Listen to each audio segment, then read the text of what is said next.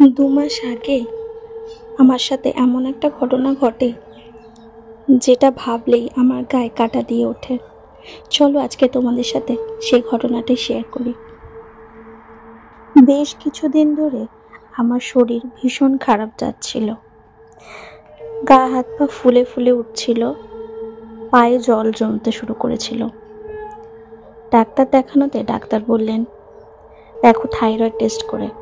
তো thyroid test করার পরে থাইরয়েড হলো, তার ওষুধ খাওয়া হলো। ওষুধ খাওয়া শুরু করার কিছুদিনের মাথায় আমার জন্ডিস ধরা পড়লো। জন্ডিসের মধ্যে তোমরা বেশিরভাগ লোকই জানো যে জন্ডিসের শরীর কতটা দুর্বল হয়ে পড়ে। তো বিছানায় আমি একদম শয্যাশায়ী হয়ে পড়লাম। আমার যেহেতু দোকান আছে, সেই জন্য আমার শাশুড়ি মা আর আমার হাজব্যান্ডকে বেশিরভাগটা সময় দোকানেই থাকতে হয়। আমার শাশুড়ি মা আমার কাজগুলো ততদিন করতো। এর মধ্যে একদিন হঠাৎ করে, তখন আমি একা ঘরে ঘুমোচ্ছি, আমার ছেলে স্কুলে, হঠাৎ করে ডোরবেলটা বেজে ওঠে। আমি গিয়ে ডোরবেলটা শোনা মাত্রই দরজাটা খুলে দেখলাম কেউ নেই। অনেকক্ষণ এদিক ওদিক কে জিজ্ঞেস করার পরেও কেউ কোনো উত্তর দিল না। আমি এসে আবার শুয়ে পড়লাম। তারপর দিন আবার আমার শাশুড়ি মা সেদিনকে আমার সাথে উপরে ছিল। আমার শাশুড়ি মা রান্না করছে, আমি ওরকম শুয়েছিলাম। আবার বেলটা বেজে উঠলো। আমি আবার দরজা খুলে গেলাম, দেখলাম কেউ নেই।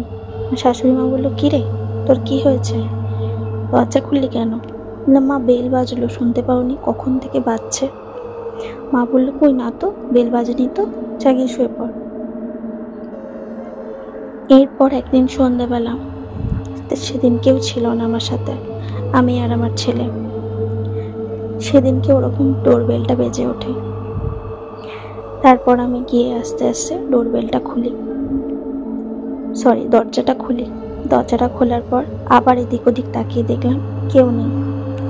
আমি এসে মান্তকে জিজ্ঞেস করলাম, মানে আমার ছেলেকে, বাবা বেল বাজলো, তুই শুনতে পেয়েছিস? বললো কই না তো, বেল তো বাজেনি। তুমি হঠাৎ করে উঠে তাড়াতাড়ি গিয়ে দরজাটা খুলে দিলে কেন? আমি তো ভেবেছি বাবা এসেছে, বেলও তো বাজলো না।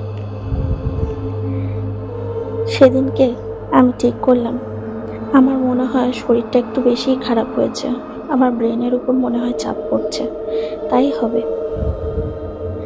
কিন্তু তার পরের দিন আবার একই রকমভাবে অনেকক্ষণ ধরে বেলটা বাজতে শুরু করে। সেদিন রাত্রিবেলা আমি হঠাৎ করে হন্তদন্ত হয়ে উঠে গিয়ে দরজা খুলি, গিয়ে দেখি কেউ নেই। আমার হাজব্যান্ড আমার হাতটা চেপে ধরে বলল,